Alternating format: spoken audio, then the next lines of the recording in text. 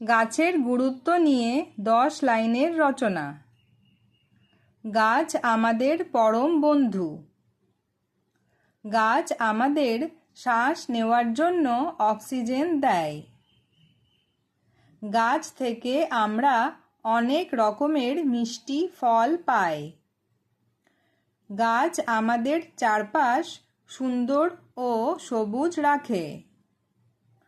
তপ্ত রোদে গাছ আমাদের শীতল ছায়া দেয়।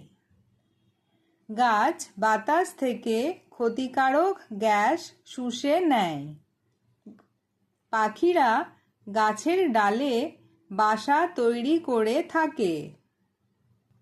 গাছ থেকে আমরা কাঠ, ফুল এবং ওষুধ পাই। গাছ বৃষ্টি আনতে সাহায্য করে এবং পরিবেশ রক্ষা করে। আমাদের সবার উচিত বেশি করে গাছ লাগানো।